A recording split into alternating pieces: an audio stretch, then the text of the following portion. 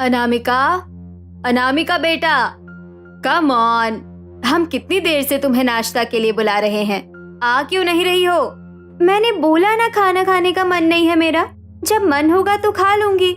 इस लड़की ने तो मुझे परेशान करके रख दिया है, ना रातों को सोती है ना पूरा पूरा दिन कुछ खाती है। समझ नहीं आता आखिर इसे हो क्या गया है। अरे रिलैक्स करो माला, बच्ची है वो, किसी बात से मूड खराब होगा, जब मूड ठीक होगा तो अपने आप खा लेगी। हर बात में जबरदस्ती करना अच्छी बात नहीं है। मैं ऑफिस जा रहा हूँ और मेरे जाने के बाद प्लीज मेरी बेटी के पीछे मत पड़ जाना। दीपेश ने माला को हक किया और अपने ऑफिस के लिए निकल गया। वो सुबह ऑफिस जाकर रात को वापस भी आ गया, लेकिन अनामिका अपने कमरे से बाहर नहीं आई। माला गुस्से में उसके दरवाजे को जोर जोर से खटखटा रही थी। अरे ये क्या कर रही हो माला, दरवाजा तोड़ दोगी क्या? तो और क्या करूं? आप ऑफिस जाकर वापस भी आ गए, लेकिन ये लड़की कमरे से बाहर नहीं आई है और ना ही इसने कुछ खाया है। बहुत हो गया आपका लाड प्यार, इससे ज्यादा सर पर चढ़ाने नहीं दूंगी मैं इसे। माला की ये बात सुनकर दीपेश भी हैरान हो गया कि अनामिका ने सुबह से अपने कमरे का दरवाजा ही नहीं खोला है। उसने बार बार दरवाजा खटखटाया, लेकिन अनामिका ने दरवाजा नहीं खोला। तो इस बार दीपेश के सब्र का बांध भी टूट गया और उसने दरवाजा तोड़ दिया। लेकिन अनामिका को तो जैसे दरवाजा टूटने से कोई मतलब ही नहीं था। वो दरवाजे की तरफ पीठ करके बैठी थी और उसे देखकर ऐसा लग रहा था कि जैसे वो अपने हाथों को लगातार चलाती हुई किसी कागज पर कुछ बना रही हो। दीपेश ने आगे बढ़कर देखा तो एक ब्लैक क्रेयॉन से अनामिका एक पेंटिंग बना रही थी। कमरे की लाइट्स ऑफ थी, बस टेबल पर एक मोमबत्ती जली हुई थी। दीपेश ने रूम की लाइट्स ऑन की और जैसे ही उसने उस पेंटिंग को देखा तो उसके रोंगटे खड़े हो गए। दीपेश ने तुरंत उसके हाथों से वो पेपर छीन लिया। ये सब क्या बना रही हो तुम? दिमाग तो खराब नहीं हो गया तुम्हारा? ये क्या बेहुदा हरकत है? अनामिका ने अपने पापा की बात का कोई जवाब नहीं दिया। उसने उन्हें इतने गुस्से से देखा जैसे वो उन्हें अभी मार ही डालेगी। उसने जल्दी से उनके हाथ से वो पेपर छीना और किसी कैंडी की तरह उस पेपर को खा गई। अनामिका बेटा, ये क्या कर रही हो तुम? बाहर निकालो उसे।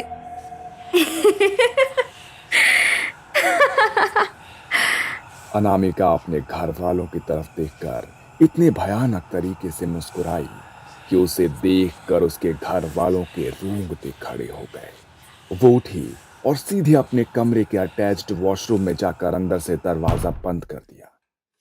अंदर से शावर चलने की आवाज आई, लेकिन साथ में अनामिका की भयानक चीख भी सुनाई दी। ओह माय गॉड, ये क्या हो रहा है? अनामिका, अनामिका, तुम ठीक तो हो? बेटा, बेटा, तुम चिल्ला क्यों रही हो? दीपेश, दरवाजा तोड़ दो वॉशरूम का, मुझे कुछ भी ठीक नहीं लग रहा। सोचो मत, दरवाजा तोड़ दो दीपेश। उनके पास कोई दूसरा चारा नहीं था, इसलिए दीपेश ने वॉशरूम का दरवाजा भी तोड़ दिया। अभी तक वो जितने डरे हुए थे, अंदर का नजारा देखकर उनका हाल और बेहाल हो चुका था। अनामिका वॉशरूम के फर्श पर गिरी हुई थी और शावर से उबलता हुआ पानी गिर रहा था। उसका शरीर जलकर लाल हो गया था। दीपेश ने जल्दी से शावर बंद किया। अनामिका की हालत बहुत नाजुक थी, इसलिए देर ना करते हुए वो तुरंत उसे अस्पताल ले जाने लगे। शांता काकी, अनामिका की हालत बहुत नाजुक है, हम उसे अस्पताल लेकर जा रहे हैं। आप यही रहना, आज रात शायद आपकी जरूरत पड़ सकती है। शांता काकी ने माला को हौसला दिया और रात को वहीं रुक गई। वो लोग उसे अस्पताल लेकर गए और यहाँ शांता काकी ने घर में तिल के तेल का दीपक जलाया। वो हाथ जोड़कर बैठी रही, लेकिन वहां अनामिका की हालत बहुत खराब थी। देखो, ना तो इस लड़की को कोई मेंटल प्रॉब्लम है और ना ही इसने पहले कुछ ऐसा किया है, तो अचानक से ये सब कैसे हो गया? और देखो तो इसको जरा, क्या हाल बना लिया इसने अपना। मतलब पूरी बॉडी पर छाले बन चुके हैं, पता नहीं कितने महीनों में जाकर ठीक होगी ये। और हाँ, अगर इसने फिर से ऐसा कुछ कर लिया ना तो इस बारी से बचा नहीं पाएंगे हम। डॉक्टर अनामिका के रूम में बाकी डॉक्टर्स के साथ ये सब बात कर रहे थे। 1 हफ्ते तक अनामिका को अस्पताल में ही एडमिट रखा गया। इस बीच उसने कुछ खाया तो वो सिर्फ दवाइयां थी। उसकी हालत ऐसी हो गई थी कि जैसे कोई सूखी हुई लकड़ी हो। घर आई तो माँ पिताजी के साथ साथ शांता काकी ने भी उसका बहुत ध्यान रखा। डॉक्टर्स ने उसके घावों पर दवाई लगाने के लिए दी थी। उसके घावों के भीतर पस भरी हुई थी। जैसे ही माला उसके घाव पर दवाई लगाती थी तो अनामिका दर्द से बिलख उठती थी। उसे दर्द से बिलखते देखकर माला के आंसू निकल जाते थे। इतनी हंसती सुंदर सी खिलखिलाती हुई बच्ची थी मेरी, पता नहीं किसकी ऐसी नजर लग गई। इसकी ऐसी हालत और देखी नहीं जाती है मुझसे। आपकी तकलीफ मैं समझ रही हूँ मालकिन। अपने बच्चे का दुख दुनिया का सबसे बड़ा दुख होता है। आप जाइए और थोड़ी देर आराम कर लीजिए, तब तक मैं अनामिका बेबी का ध्यान रखती हूँ। शांता काकी ने माला को थोड़ा हौसला दिया। कई रातों से माला भी ठीक से सोई नहीं थी तो वो अपने कमरे में आराम करने चली गई। शांति काकी अनामिका के बिस्तर के बगल में चटाई डालकर बैठी थी। लगभग 1 घंटा बीत गया होगा। अनामिका जोर जोर से चीखने लगी। उसके जले हुए घावों से खून निकलकर बहने लगा। वो इतने दर्द में चीख रही थी कि अगर कोई उसकी चीख सुने तो उस दर्द की अनुभूति से भी उसकी आत्मा कांप जाए। मम्मा, मम्मा, मम्मा। अनामिका बेटा, क्या हुआ तुझे? तू ठीक तो है? तू ठीक तो है ना? माला दीदी, माला दीदी, जल्दी आइए। अरे ये क्या, पूरी चद्दर पर खून ही खून। हे भगवान, ये क्या हो रहा है? मम्मा, मम्मा, मम्मा। अनामिका की चीख सुनकर माला और दीपेश दौड़ते हुए उसके कमरे में आए। उसकी हालत देखकर उन दोनों के आंसू थमने को नाम नहीं ले रहे थे। अनामिका बुरी तरह से बिस्तर पर तड़प रही थी और दर्द से तड़पते हुए बार बार अपनी मां को पुकार रही थी। प्लीज कुछ कीजिए दीपेश, अपनी बेटी की ऐसी हालत और नहीं देख सकती मैं। मम्मा। तुम चिंता मत करो माला, मैं अभी डॉक्टर को फोन करता हूँ। हमारी बच्ची बिल्कुल ठीक हो जाएगी, बिल्कुल ठीक हो जाएगी। हाँ मेम साहब, बेबी बिल्कुल ठीक हो जाएगी, आप हौसला मत हारिए। शांता काकी ने माला को थोड़ा शांत किया। थोड़ी देर बाद डॉक्टर आए और उन्होंने जब अनामिका की हालत देखी तो उनका भी दिल दहल उठा। उन्होंने जल्दी से अनामिका को दवाई लगाई। उसके घावों में दवाई लगने से कुछ राहत महसूस हुई, लेकिन डॉक्टर्स को समझ में नहीं आ रहा था कि आखिर ऐसा क्यों हुआ और कैसे हुआ। ओ माय गॉड, ये सब क्या है? अपनी पूरी लाइफ में मैंने आज से पहले ऐसा कुछ भी नहीं देखा। आपकी बेटी को देखकर ऐसा लग रहा है कि किसी ने जानबूझकर उसके साथ ऐसा किया है, और वो भी पूरी जान लगाकर उसके पूरे शरीर को छील दिया किसी ने। क्या? लेकिन ऐसा कौन कर सकता है? अनामिका के साथ तो कमरे में शांता काकी थी। शांता काकी, आपने मेरी अनामिका के साथ ऐसा किया? आप ये क्या कह रही है मालकिन? अनामिका मेरी बेटी जैसी है, मैं भला उसके साथ ऐसा क्यों करूंगी? नहीं मम्मी, शांता काकी ने मेरे साथ कुछ नहीं किया। वो बेचारी तो मेरे लिए यहाँ पर चटाई पर बैठी थी। मुझे खुद समझ नहीं आ रहा कि आखिर ये सब हुआ कैसे। बस ऐसा लगा कि कोई मेरे शरीर में अनगिनत पिन चुभा रहा है। मेरे शरीर में इतना दर्द हुआ कि मैं बता नहीं सकती। मेरा शरीर मेरे काबू में नहीं था मम्मा। कोई जानबूझकर मेरे साथ गलत करना चाह रहा है मम्मा। लेकिन अनामिका, तुम तो कह रही हो तुम्हारी दाई ने ऐसा नहीं किया, और कमरे में उनके अलावा कोई और नहीं था। फिर कौन तुम्हारे साथ जानबूझकर करेगा ऐसा?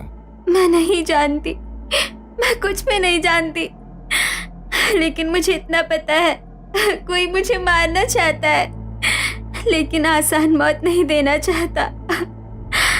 कोई चाहता है कि मैं तड़प तड़प कर मरूं, तड़प तड़प कर मरूं। ये सब बोलते बोलते अचानक से अनामिका पर न जाने कौन सा सम्मोहन सवार हो गया। उसने बार बार इस बात को बोलना शुरू किया और अचानक से उठ खड़ी हुई। उठकर सीधे वो अपने डाइनिंग टेबल की तरफ गई और वहां फ्रूट बास्केट में रखे चाकू को उठाया और अपने शरीर पर उसने घाव करते हुए जोर जोर से चिल्लाने लगी। शांता काकी ने जल्दी से आकर उसके हाथ से चाकू छीना। सब जल्दी से बाहर की तरफ आए। तब तक अनामिका बेहोश हो चुकी थी। पहले ही उसकी हालत इतनी खराब थी और उन घावों पर जब उसने खुद को चोट पहुंचाई तो उसकी हालत और ज्यादा गंभीर हो गई। देखो, आई थिंक आपकी बेटी को अच्छे मेडिकल ट्रीटमेंट की ज़रूरत है और ये सब शायद उसने खुद ही अपने साथ किया है। इसे यहाँ पर रखना खतरे से खाली नहीं है। मुझे लगता है कि इसे हॉस्पिटल लेकर जाना ही होगा और वहीं इसे रखना होगा। अनामिका को गंभीर हालत में हॉस्पिटल लेकर जाया गया, लेकिन बार बार जले हुए शरीर पर चोट लगने की वजह से शायद उसका शरीर अब और दर्द बर्दाश्त नहीं कर सकता था, इसलिए वो चल बसा। अस्पताल के बेड पर उसने अपनी आखिरी सांसें ली।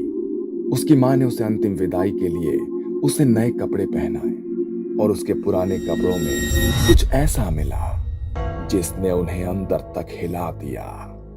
एक काले रंग की गुड़िया जिस पर अनगिनत पिन चुभी हुई थी। माला ने उस गुड़िया के अंदर से एक पिन निकाली तो उस गुड़िया के अंदर से खून की बूंदें टपकने लगी और जैसे ही माला ने अनामिका के पार्थिव शरीर को देखा तो ठीक उसी जगह से उसके शरीर से भी खून टपक रहा था। माला समझ गई थी कि उसकी बेटी को कोई मानसिक बीमारी नहीं थी, बल्कि जो उसकी बेटी कह रही थी वो बिल्कुल सच था।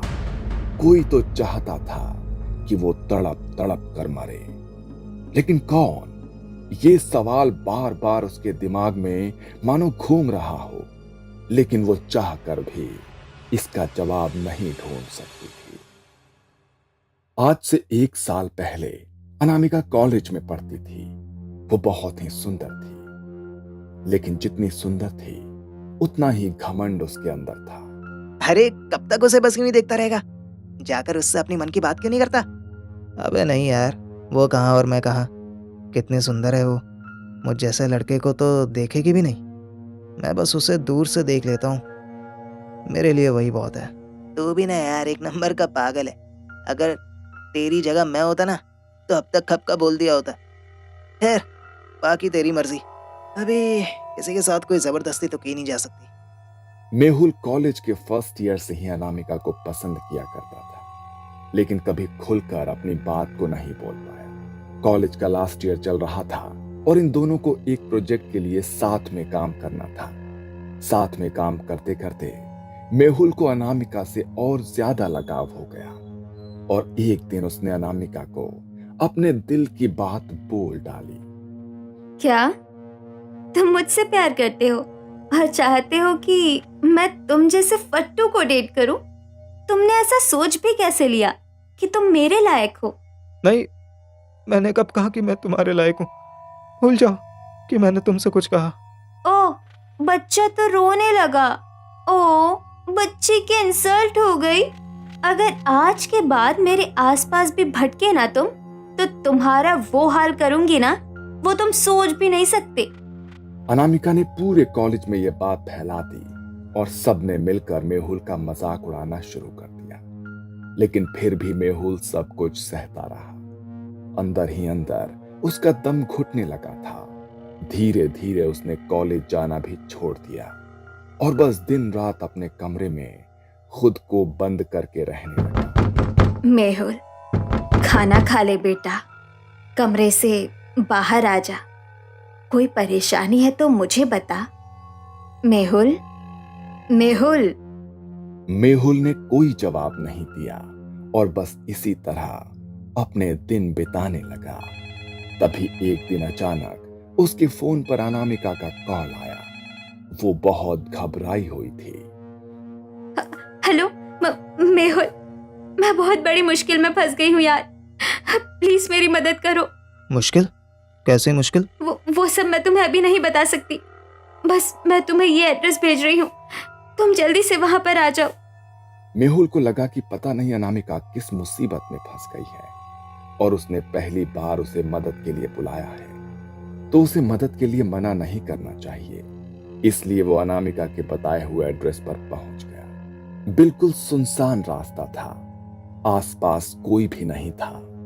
लेकिन मेहुल जब लाइव लोकेशन पर पहुंचा तो वहां किसी की लाश पड़ी थी, किसी ने मर्डर कर दिया था शायद। ये सब देखकर मेहुल बहुत घबरा गया। इससे पहले कि वो कुछ समझ पाता, उसके चेहरे पर एक लाइट फ्लैश हुई। उसने चेहरा पलट कर देखा तो अनामिका हंसती हुई उसकी फोटो ले रही थी। ये क्या कर रही हो तुम? मेरी फोटो क्यों खींच रही हो इस लाश के साथ? तुम भी ना बहुत भोले हो मेहुल। जिस लड़की ने कभी तुम्हें भाव नहीं दिया और एक कॉलेज में तुम्हारा मजाक बनाकर रख दिया, वो तुम्हें बुला रही है तो तुम्हें सोच समझ कर आना चाहिए था ना। बेवकूफ लड़का, मुझसे खून हो गया था इसका, अब पुलिस इसके खूनी को ढूंढेगी ना, और खूनी तो तुम हो। क्या? पागल मत बनो अनामिका, मैंने किसी को नहीं मारा। मैं पुलिस को सब सच बता दूंगा, जेल नहीं जाऊंगा मैं। तुम्हें क्या लगता है कि पुलिस तुम्हारी बात पर यकीन करेगी? ना तो तुम उतने अमीर हो कि तुम जबरदस्ती किसी को खुद पर यकीन करवा पाओ, और बाकी तुम्हारे खिलाफ ये सबूत तो है ही मेरे पास। मैं कुछ भी बोल दूंगी, लेकिन फंसोगे तुम। बस अभी पुलिस को बुला रही हूँ, जेल जाने के लिए तैयार हो जाओ। अचानक मेहुल के साथ ये सब हुआ।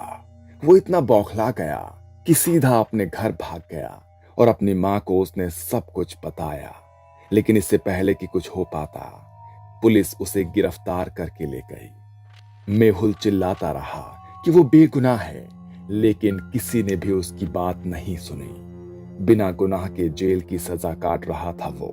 धीरे धीरे मानसिक हालत खराब होने लगी थी उसकी। कभी भी खुद को चोट पहुंचा लेता था। बस हर समय जेल में अपने बालों को पकड़कर गिनता रहता था और एक ही बात बड़बड़ाता था, खून नहीं किया है मैंने, खून नहीं किया है मैंने। मेरी माँ घर पर अकेली है, मुझे छोड़ दो। धीरे धीरे उसे पागलपन के दौरे पड़ने लगे और एक दिन वो बेचारा हमेशा के लिए शांत हो गया। उसके परिवार में उसकी मां के अलावा कोई नहीं था, इसलिए उसकी मां ने उसका अंतिम संस्कार किया। उसकी मां की आंखों में अपने बेटे को खोने का जितना दुख था, उससे ज्यादा दुख इस बात का था कि जो कुछ भी उसके बेटे के साथ हुआ वो उसका हकदार नहीं था। जानबूझकर उसे फंसाया गया और बिन मौत उसका बच्चा मारा गया। मेरा बेटा मर गया तेरी वजह से। तेरे पास आऊंगी मैं, तेरे साथ रहूंगी मैं, अपनी आंखों से तुझे तड़पते हुए पल पल मरते हुए देखूंगी मैं। बहुत तड़प कर मारूंगी मैं तुझे, बहुत। जैसे मेरा बेटा मरा है वैसे ही तू भी जाएगी।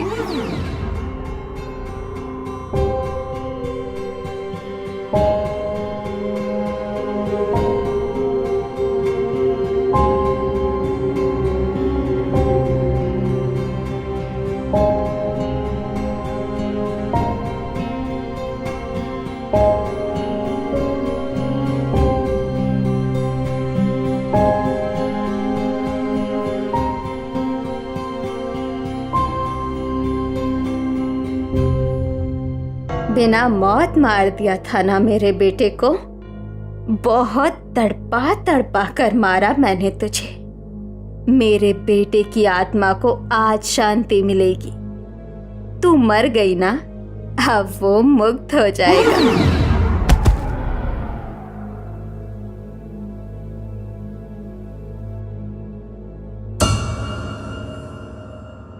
ये कहानी आपको अच्छी लगी हो तो हमें सब्सक्राइब करें, हमारा इंस्टाग्राम और फेसबुक पेज जरूर फॉलो करें। अगर आपके पास ऐसी ही कोई कहानी हो तो हमें कमेंट बॉक्स में भेजें।